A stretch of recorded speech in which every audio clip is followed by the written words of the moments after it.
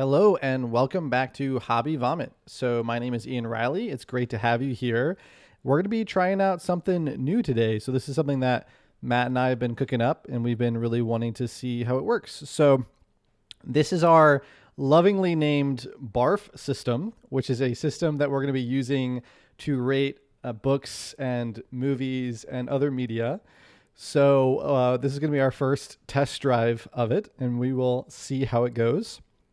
So we are going to be barfing, I guess, we're going to rate Mistborn. So are we barfing Mistborn or barfing over Mistborn?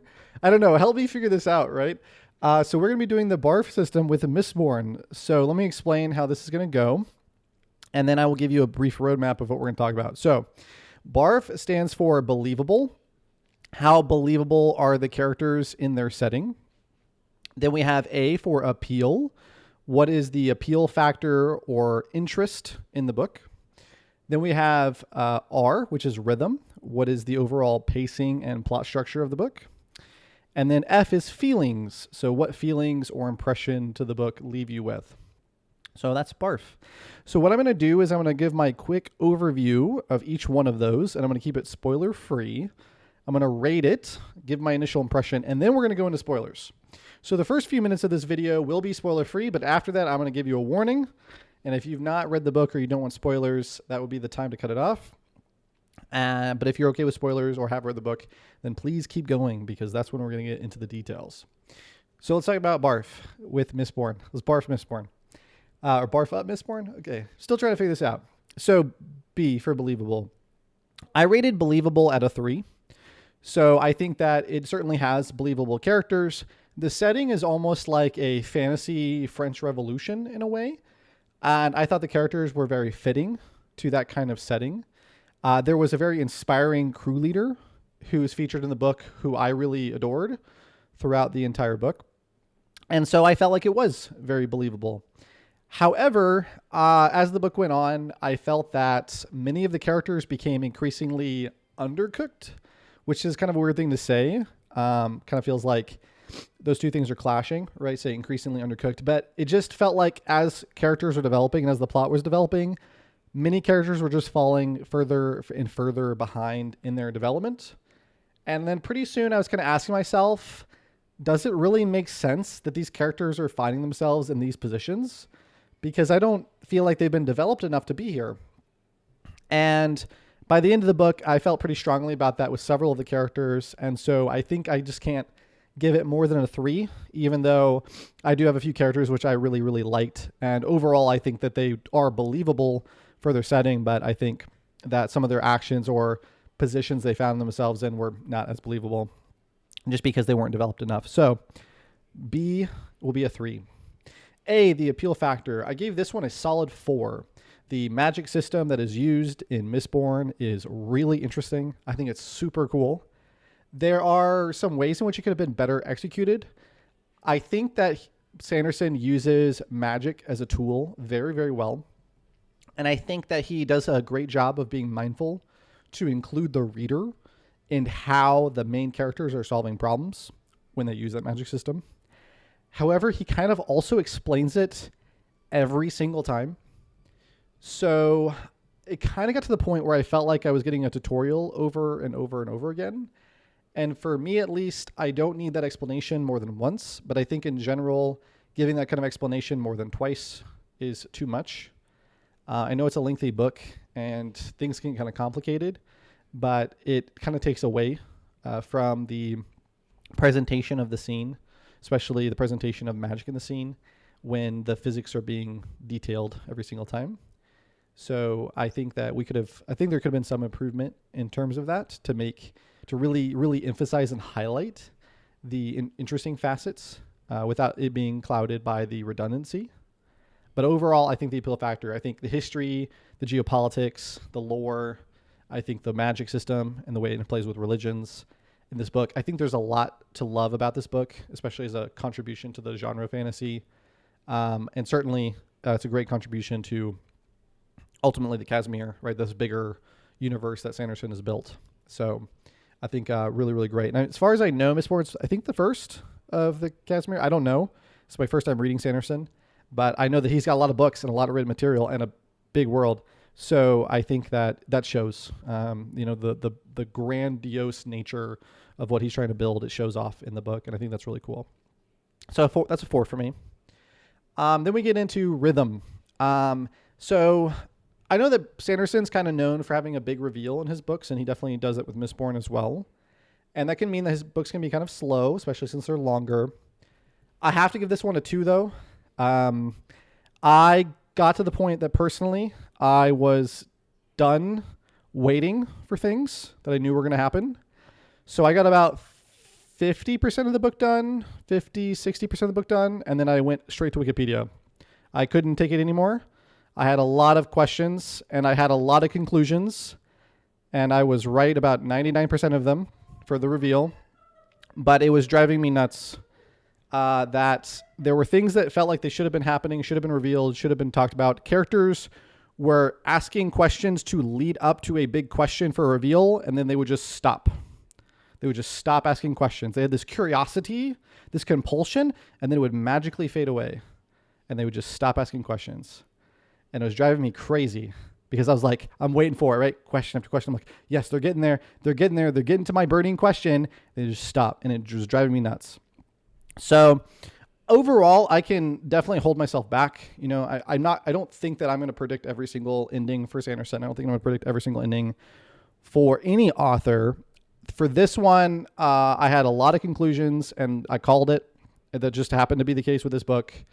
But even if I get it wrong, I don't like having lots of burning questions that to me feel in line with the characters, and then the characters just don't want to ask them.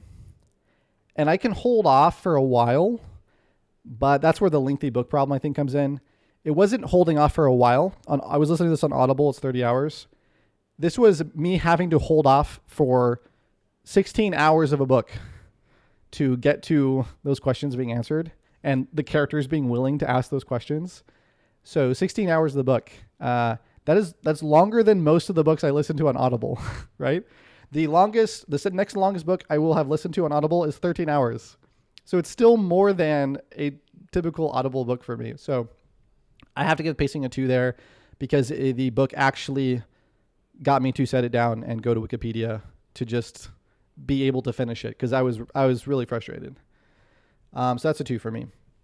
And then lastly, feelings. Here's the thing, right? So kind of double-edged. I went to Wikipedia. I still wanted to finish the book after I went to Wikipedia.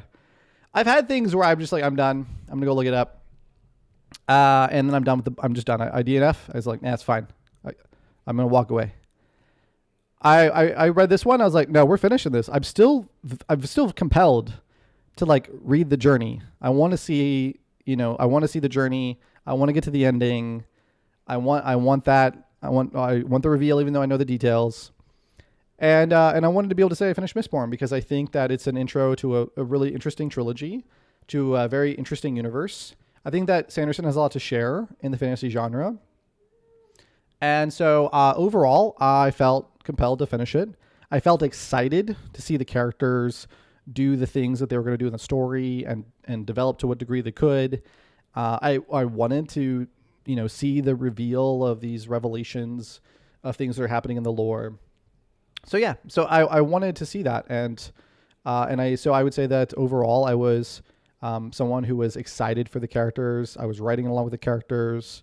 I felt their triumph, right, when those triumphs happened. I felt their sorrow when those sorrows happened, and so that definitely left me with a very good impression overall. So I would rate F at a 4 for the overall impression and feelings it left me with. I would say that overall this book is a classic epic fantasy, or high fantasy. I felt the power of the magic system and the grandiose nature of what's to come next. And and I wanted to be along for the ride. I wanted to enjoy that epicness and the just the crazy possibilities, right? To imagine them and to try to fathom them along with the characters. So very, very excited for that. So all in all, now we need to score it. And so if we take all that together, if we have what was that going to be? A 3 for believable, a 4 for appeal, a 2 for rhythm and a 4 for the feelings, then we get a 13.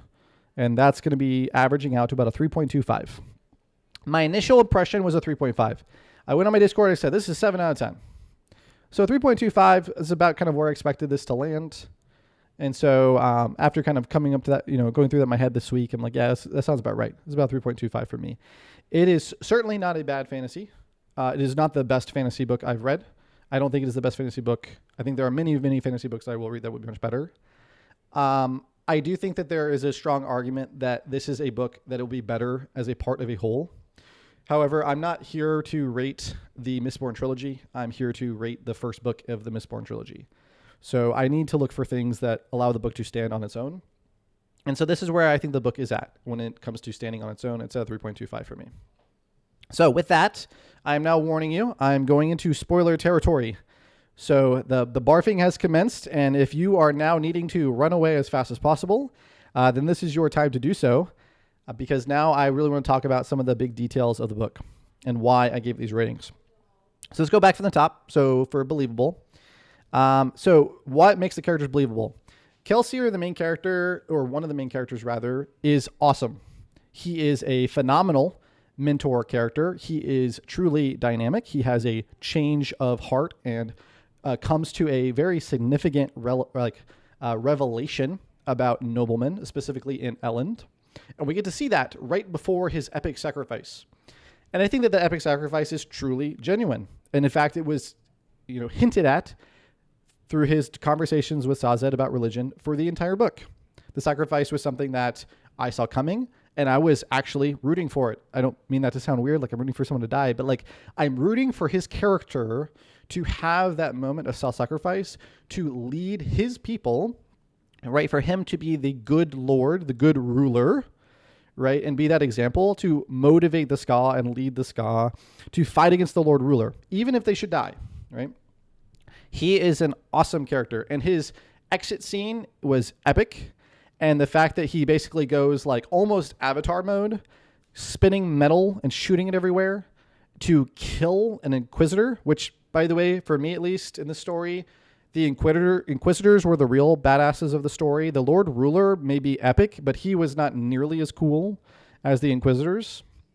So for Kelsier to kill one who essentially for us has been kind of the bad guy for most of the book, because we're literally introduced to them early, and the Lord Ruler is just sort of this concept. That was awesome, right? They were supposed to be immortal, and he kills one, and then he dies himself after making his sort of Obi-Wan Kenobi claim, right? If you strike me down, I should be more powerful, right? You cannot kill me, I am hope, right? It was epic. So, I mean, if the other characters had been on the same level as Kelsier, this might be like a 4.5, for me. Like close to a 5, okay? But I can't give it more than a 3. And so keep in mind when I say that I can't give it more than 3, like Kelsier is basically iron pulling, okay, this score to a 3, because Vin is the character we see the most. We see everything from her voice, basically. She is sorely undercooked as a character, and she's not very dynamic. She has one good dynamic moment with trying to help Kelsier with Mare's supposed betrayal by basically identifying the fact that Mare might not have betrayed Kelsier.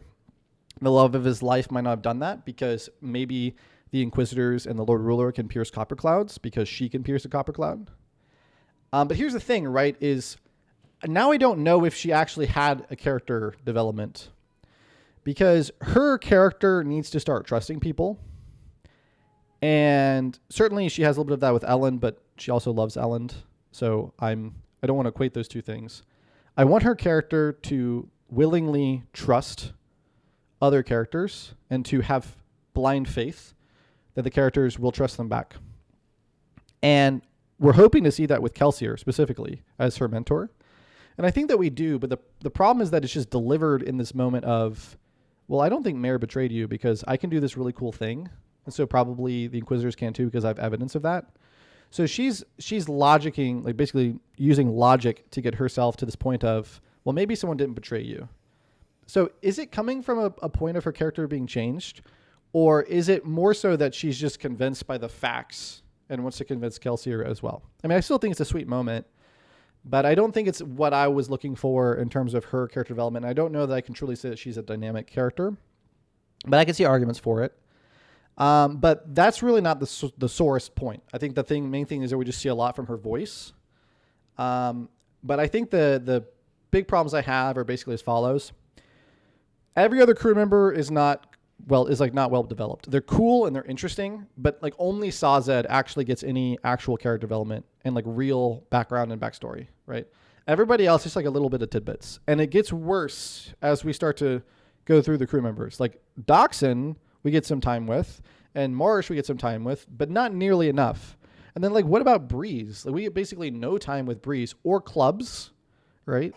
Or even Spook. Like we only get to really see Spook as just like the guy on the sidelines, and he has kind of interesting like crush on Vin. Like, where's more about him, right? I mean, he's a 10-eye whose uncle is a smoker. Like that's kind of, and he works in that same crew, even though the uncle has a natural incentive to want to hire, other smokers because that's what his business is. So like, I'm pretty sure Spook is like one of the only characters we know of that's related to Clubs who's a 10-eye, and like that's kind of neat. Right. And he ends up, by the way, being the person who kind of is the like 10-eye mentor to Vin. So, like where's more there, right? Like where's more with Ham? Like where's more with Breeze? So I would have definitely liked to see more character development with those characters. They're not dynamic at all, and they really don't have much in terms that's fleshing them out. And this is supposed to be a crew, and instead it feels like Kelsier and Sazed are carrying the whole, like all of the water. All the weight of this crew. They just have it all on their back, and I would have liked to see more there. Now, to be fair, though, if it was just that the crew members were underdeveloped or just that we had some sore spots with Ven, I think this could still easily be a 4. But there are, in my opinion, kind of like 2 really, really glaring sore spots in these characters. Actually, I guess technically 3. It's just that 2 of them are pretty similar. Okay. So I think the thing that really drives us down is the fact that I had my immersion broken with Ven. I could no longer believe that she was the character she had been purported to be. I had to do that with Sazed, and I don't like the Lord Ruler at all. Okay, so all these other things are just like notable criticisms that I have, but like these 3 things are what make it impossible for me to give it more than a 3. Ven is supposed to be a prodigy. She is supposed to be extremely gifted, extremely smart. We're not necessarily supposed to believe that she just is that, but I think we're more so supposed to believe the fact that she has just been having to survive by instinctively using allomancy since she was a child, and her mom murdered her sister and could have killed her. And her brother has basically beaten her since she was like 5. So yeah, so she's just been instinctively using allomancy to survive for her entire life, even with very little access to metals. So yeah, she's going to be really good. I get that. And I'm totally for it. But she's propped up constantly, which makes it really problematic when she has to start being clueless or bad at things to serve the plot. So I'll give you one really, really notable example that happened in the book when they just start discussing the nature of ferromancy. Or sorry, ferrochemy. There we go, ferrochemy. Not ferromancy, because that's essentially what the Lord Ruler does, ferrochemist and allomancer, but ferrochemy. Then is the prime person to discover that the Lord Ruler is both a ferrochemist and an allomancer, because she is the person who doesn't understand the rules of the world. She doesn't have the wisdom or experience to know these things. Okay, so she's the prime candidate, and she's the candidate who starts asking the questions. She goes to Sazed, right? What is this thing? Oh, I don't want to tell you. Finds out about the logbook. Sazed, you have to tell me. Okay, I guess I'm going to tell you. Could you tell me more? No, we're going to stop it there. Sazed, you have to tell me how these metals work. And he goes into things like copper mines. So now we're starting to learn. And what does Sazed says? Oh, he says, it's different than allomancy. We basically store energy into metals and we can use them later. And we mostly go through physical attributes. And there are a few weird ones like that don't really matter, like age. And so now I'm sitting there. Wait, you can store age? And that's a physical attribute that doesn't really matter? So let's think about this, for example. Who do we know in the entire history of the world who seems to have a very long age? The Lord Ruler has been alive for 1,000 years. The Lord Ruler is God in their religion, but he's been alive for 1,000 years. No other person that we know of has been alive anywhere near that long. So here we have a person who is a supposed Allomancer, everyone believes this, who also can manipulate their age. And so now we get to this point about age, and we basically then just hand wave it off. Sazed and Vin are having this conversation, and they're basically going into this thing about being able to store age, and they're like, doesn't really matter.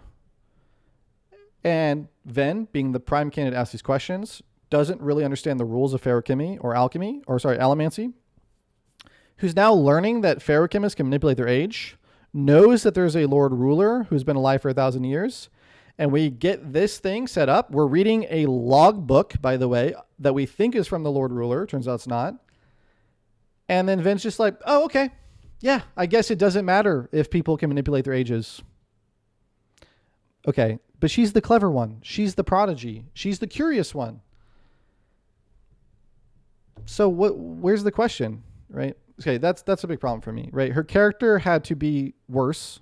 Her character had to come down a peg for us to not have that Easter egg reveal. Other one, the logbook is not from the Lord Ruler. Lord Ruler is Rashek, who is a very bland character in the logbook.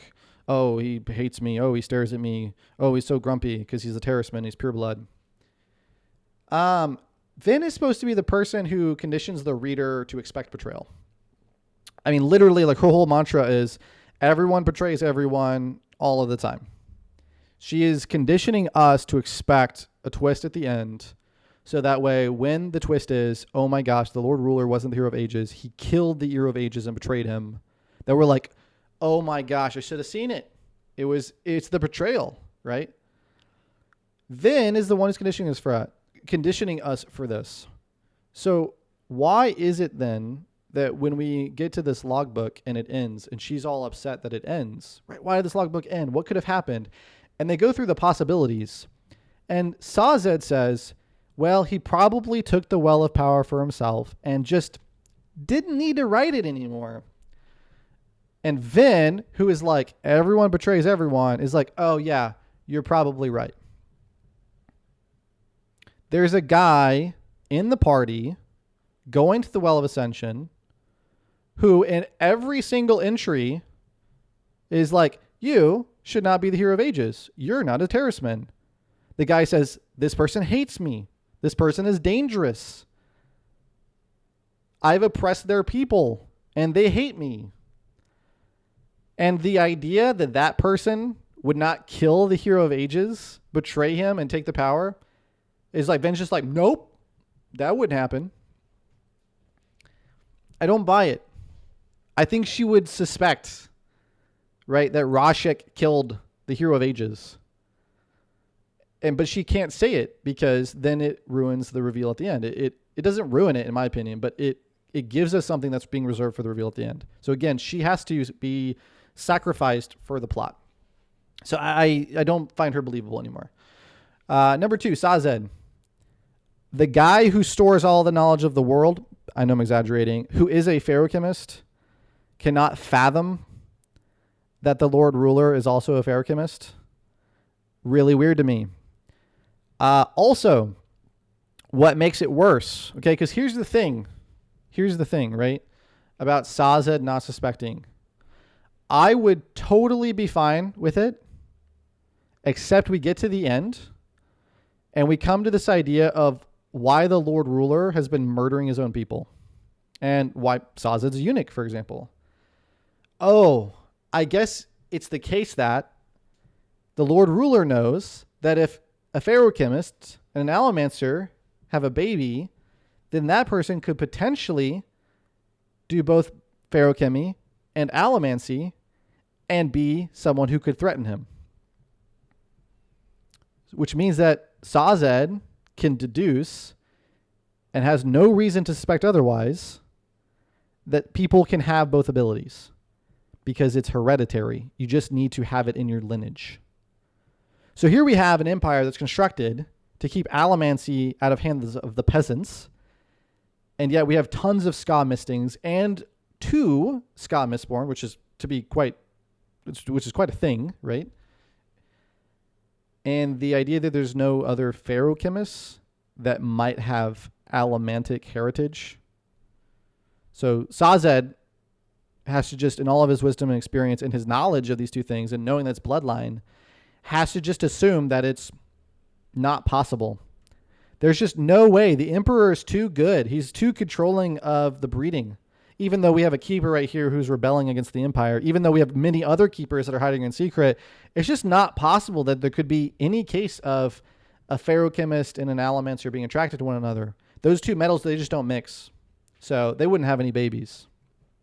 So I don't buy it. I think that Sazed should naturally suspect, at least at some point, that the Lord Ruler might actually be someone who can use both abilities, which opens up all kinds of other possibilities. Okay. So I don't buy it that Sazed just would not ever come to that conclusion. And then lastly, and if those felt harsh, I'm not trying to be harsh. I'm just providing kind of my honest critique. But the Lord Ruler is a terrible villain. He's a big bad for the purpose of being a big bad. And that's it. He's there to just be powerful, and that is it. And again, he might be developed more in later books, so we might learn more about him. But he is a super bland character. And earlier when I said it was like 99% correct, I was wrong on one thing, and I was actually very sad that I was wrong. I did not suspect that the reason why he could live so long is because he was burning his own allomantic metals that he had stored age in, and so he was getting a higher return, which I think is kind of a cop-out, and I don't like it. I don't like the fact that he just gets to use allomancy to tenfold his age. I think it's just really dumb. It's too, I don't know. It's just like we're just adding another thing where it's like, this is why the Lord Ruler is so badass, because he can 10x stuff, because he's got both of these things. Like, okay, cool, but it's not interesting to me. Like, I don't need somebody who can 10x stuff. I want to know who the villain is. Like, I want to know what he's about. Because what I know what this villain is about is I know that he's an angry Pac-Man who doesn't think that the Clenny people should be the hero of ages because they've been oppressing Terracemen, who then is going to go on to be the biggest oppressor of Terracemen that's ever lived. We know that he has the only external motivation is I hate the hero of ages, and no other interesting factor about him, right? We know that he is secretly an old man who's effectively hiding his age, who just likes to go out into public to slap people to death, to be fair, right? Because he's a badass. But like, it's not interesting. I don't know why he's doing the things that he's doing. I don't know what motivates him as a character. I don't know why he's gotten to the point that he is and why he persists despite how enormously exhausted he must be. And I get that some of these things are going to be revealed later, but he's a character right now and he's dead. At least that's what I'm supposed to believe right now, right? So where is it? Like, where is my villain, right? And I really wanted my villain, and I want him to be interesting. Because here's the thing that I thought was going to happen, right? At least what I would like to see. I think Rashek should have been the hero of age's best friend. I think that he should have been Terraceman Pac-Man, who is grumbled at by other Terracemen because he actually likes the hero of ages. And I think that secretly he should have been bitter. I think secretly he should have not liked the fact that it was an allomancer from an oppressing people who ends up being the hero of ages. And it should have gnawed at him the entire journey, how this friend relies on the skills of him and his fellow Terracemen. How he might be slightly more open-minded, but even so, he is the hero of ages. And I think it should have eaten at him. And I think that Elendil, or whatever his name is, he should have gotten to the Well of Ascension.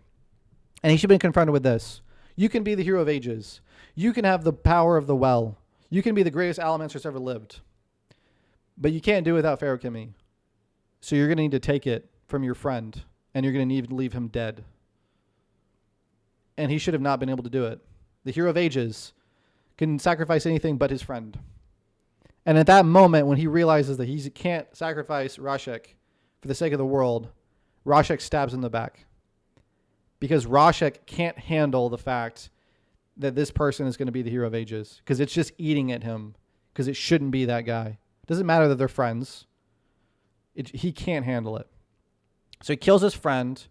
He takes over the Hero of Ages. He takes the Well of Power. He becomes the greatest Ferromancer and Allomancer that's ever lived. But he had to kill his friend to do it. And now that eats at him.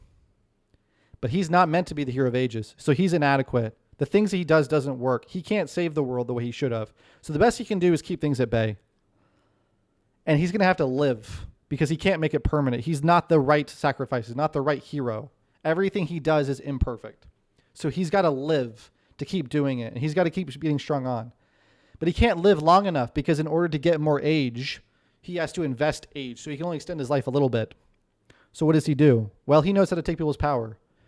So now he enslaves his own people. He takes the terrorist young. He forces them to put their age into metals. And then he kills them and takes those metals. And he burns it for his own age. And he uses his own people as a way to extend his life for however long is possible, however long is necessary. And in that moment when he has to do it, he dies as a character. He becomes the thing he sought to end. He becomes the oppressor of his people. He becomes the one who uses his people to live, to be an inadequate hero. Because now, in order to make up for the grave sin of killing the Hero of Ages, right, he has to live, which means he has to do more sin. And now everything else does not matter. What the nobles do to each other, what the Ska do to each other, what everyone does to each other, it doesn't matter, right?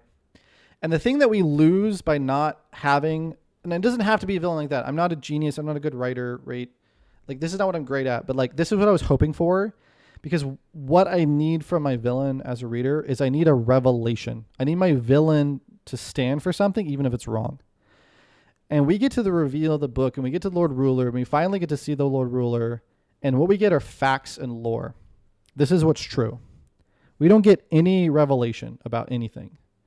No moral claim. Nothing from the author to us as a reader to say what motivated this person to do these things, or these are the kinds of things that can happen when we fall into these traps, right? We fall into these ways of thinking, right? No, we just get, oh, hey, by the way, these things are true. And so that was a huge letdown. And I know that I know Sanderson's famous for endings, but for me, you have to have a good villain to have a good ending. And I think that the ending for me fell very flat. And I think that was a big part of it because I didn't feel like the author was talking to me in the ending. I felt like the author was sharing, I think the author was sharing his cool ideas with me. Like I was having a brainstorming shush and we were nerding out, but it didn't feel like he was talking to me. And so I didn't find the villain to be believable. I found the villain to be very out of the world. He was just sort of a gothic, I'm going to slap people in the face and kill them. And that's it.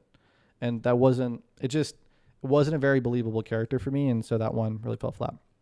Now I don't want to spend like a ton of time going through this. Those are my biggest criticisms, are actually in the B character. So when we get over to the appeal, I gave that a 4. I loved the appeal factor of this book. Again, I think that things are a bit redundant in terms of the presentation of magic. I think every single time that someone used a counterweight for iron and steel pushing, we got an explanation of why that works. And I don't need that. The first time it was done, I think, which was by an Inquisitor, by the way, was it Carrick Shaw, whatever, how you pronounce it? That was really cool. And that was it. That's all I needed, actually, was just that one moment of, hey, by the way, did you know that you could use iron pulling and steel pushing as counterweights? Damn, yeah, I didn't think about that. That's cool. So didn't need that every single time. And I just think that I love the idea of including the reader in the problem solving. I think that's really important. But I think it's okay to like show it a few times and then you've given the puzzle pieces to the reader and now you just let them figure it out, right? You go through something and then if they're like, wait, how does that work? Right? Well, you've given them the tools. They can figure it out. And that, I think that really cuts down on the book. And I think if we could cut down the book by cutting down some of this redundancy, I think we could have also spent more time developing the characters, which probably could have helped out with some of these other areas. But the book is already really long, and a lot of it I feel like is just being devoted to lore. And I think not enough of it is being devoted to character development. But I've already talked about that part. But I just think in terms of the appeal, that's a minor critique. But I still need like more to give it a 4. Now, I've read more from the wiki. So I think that there's some really, really cool stuff that's happening in the world, but it's not in the book. So we can't like, I think overall, like in terms of like lore, magic, history and stuff like that in the Casimir, yeah, I think like it's probably like a 4.5, 4.8 maybe. Like it's really cool. He's got some really cool stuff. But it's not in Mistborn, not in the first book. So can't go there. So it's a 4 for me. And but I think that if you like cool magic systems, especially if you like hard magic systems, great. It's great. It's super fun. Yeah. So Then we go over to rhythm. So I kind of already talked about this, and I've kind of illustrated some of those points in the believable. It essentially was two straws, like two strikes, if you will. The second time I had a burning question, and it felt like the character was going to ask it, and then they didn't. That was when I was like, I'm done. We're going to wiki, and then we're coming back. So if the book is going to stack so much onto the reveal, then I think it has to be handled differently. Giving me the hints and the foreshadowing is great, but now I've read that, I've seen that, I know where we're headed, and I can see it on the horizon. And I have to now ask myself if my characters see it too. And when they don't, I have to ask myself why. And so I think the part of the problem is I don't actually know that the reveal, it feels like there's so much being stacked on the reveal. I don't know if that's how it needs to be. Like the pacing of the book for me is being interrupted or broken. It's like I'm stubbing my toe. Every single time we're foreshadowing these elements of the reveal because we have to stop foreshadowing it because otherwise we'll give it away. And so the characters have to break character in order to stop foreshadowing it. And so that pacing for me, that's like stubbing your toe, right? Because now I'm broken from the immersion of the story. And now I'm just critiquing things. And so I don't think the reveals like need to be that big. I think that just focusing on the Lord Ruler and their motivations could have been a good enough reveal, right? We don't need to wait until literally the epilogue. Okay. It's a 30-hour book and I have to wait 30 hours just so I can get to the epilogue. And the first line of the epilogue, you're right, goes into, I guess he was a pharochemist and allomancer. It's just, we didn't need to wait that long. Like that would not have ruined the book to get that earlier. It would have been cool. It would have been super exciting. If you have this moment of Vin and Sansa, they're like, holy crap. Could it be the case that he's both? And Sansa would be like, that's never happened before. And she's like, but what if it has? And Sansa could be like, oh my gosh. Now my copper mind nerd brain is like going crazy. Like I gotta find out, right? Like it could have been a cool moment and it had to be pushed to the epilogue.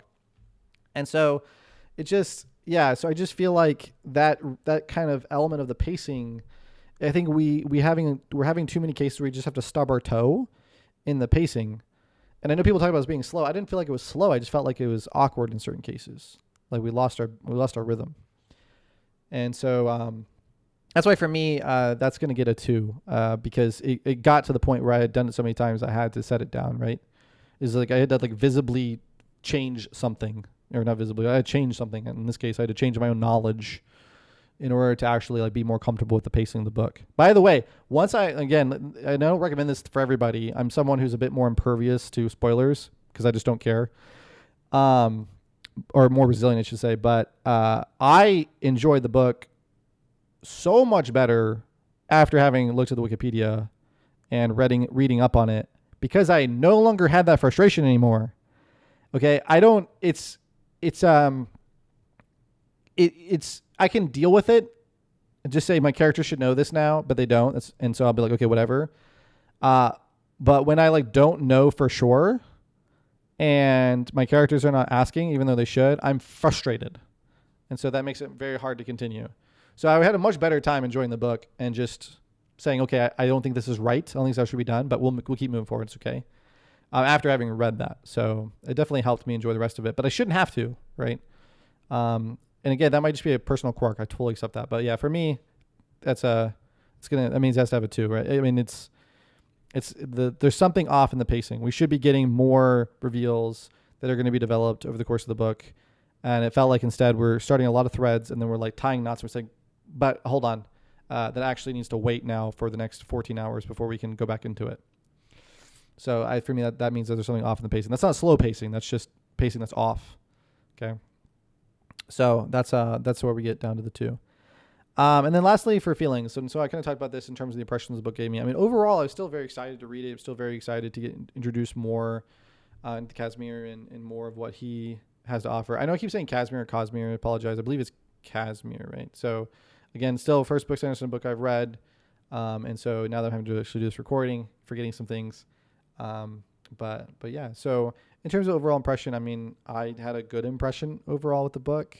The problems I have with the villains and the problems I have with the plot and pacing are not things that took away. I think the book still made me love got me to love Kelsier, to see him as an inspiring character. His sacrifice was awesome.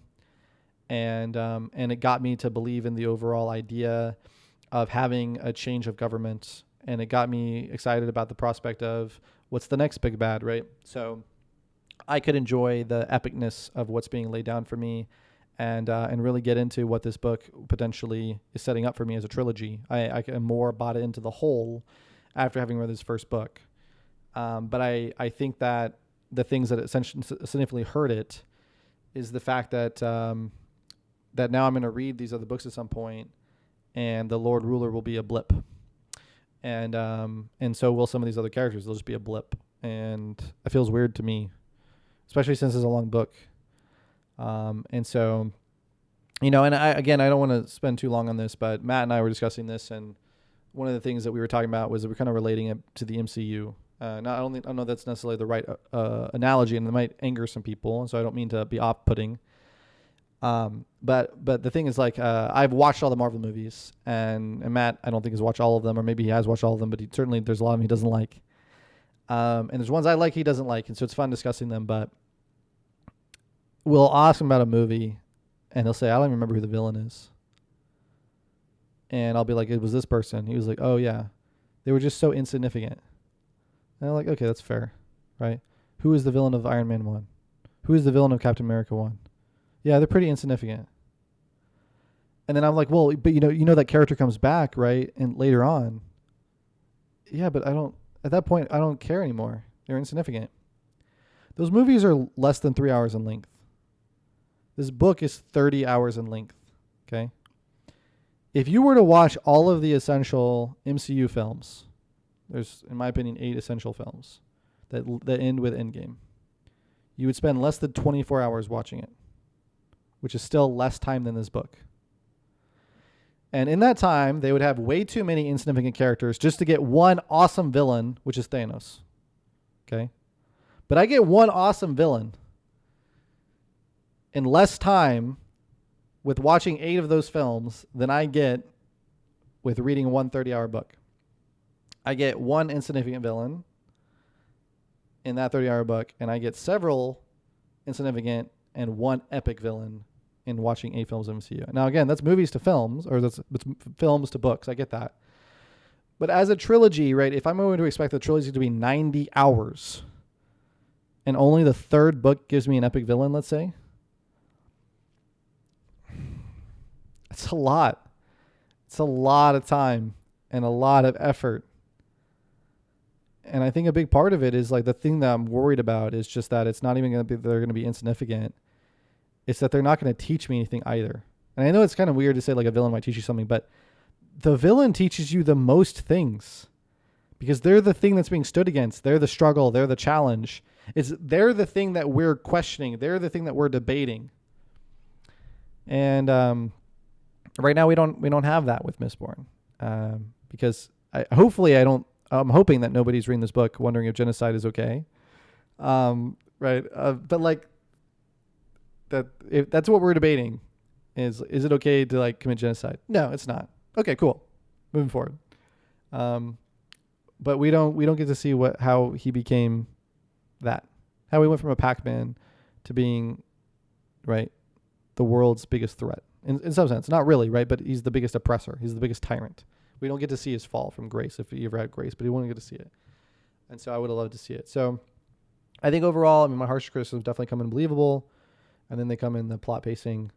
And so I would like to see, I would like to see more of that book get revised, to get trimmed down, and then grow to include more character development. And I think the book could have maintained the same pacing, but actually keep progressing these characters and these threads. And I think we would have had a really, really awesome book. And that's why I spend time on it, because I think Mistborn has all of the potential to be like a 4.5, maybe even more. But I think what we have is not that. I think it is deserving of like the 3.25. My overall sales pitch, though, I do want to go ahead and say what my sales pitch is for the book. I think that if you're interested in getting into fantasy, you need to read this book. I think it's a great first in fantasy. If you like cool, interesting new ideas about magic systems, you need to read this book. Allomancy, Pharaohchemy, awesome. And there's even more. So it's awesome. You need to get into it. So I think that if you're looking for something that's going to give you an introduction to a big world with a lot of lore, a lot of history, and a lot for your brain to chew on, if you're interested in cool magic systems, if you're interested in how history and lore influence, intrigue, magic can play their way into the development of geopolitical events and religion, I think you'll really love how all this ties together. I think it's cool. So if you're the kind of person who is like a dungeon master and you just want to give all those lore dumps to your players, or you're the kind of players and you're like, I'm here for the lore dump, you're going to love this. And I think you should read it. If you want something that is very character focused, that really has the story come out of the characters, I don't think this is that for you. I think that if you want a book that's more to the tune of how the elements of the world are dangerous and threatening, right? The Lord Ruler is absolutely threatening, but he does not make us be afraid of what Feruchemists and Allomancers can do. He doesn't make us afraid of that. Yeah, he can kill people like crazy. He basically has 2 big scenes. And in one of them, he's only there for just a second to kill Kelsier and be gone. Okay. Darth Vader was... Okay, I'm not going to do this. I could just keep... I was like, Darth Vader's more intimidating when he kills Obi-Wan Kenobi, right? That's not fair. That's not fair. We don't need to keep harping it. But yeah, like I don't think this is that. But I think that if I was in high school, I would have read this book. I would have read so many of these books. I think even now I'm going to listen to it. I still appreciate that I read this book. I appreciate what Sanderson's trying to do. I think that he's doing a great job of building a big fantasy universe. And I think if you want to be a part of that, it's definitely worth the read. That's my sales pitch. So there we go. We barfed over Mistborn. Some good, some bad. Some smelly, some not smelly. So anyway, I appreciate you giving me these 45 minutes of your life to listen to this. If you're a big Sanderson fan, this was not meant to disparage Sanderson or disparage your interest or love for Sanderson. I am glad that I read that book. And I may have different motivations than him or different motivations than people. And I'm certainly not as good of a writer or an ideator as Sanderson. But this is my general impression of the book. It's some things I loved and some things I would like to see different. And I'm curious to see what you have to say as well. But with that, that is the end of this discussion. So again, thank you and for coming to visit this channel, for listening to me, and for visiting Hobby Vomit. And we hope to see you in the future.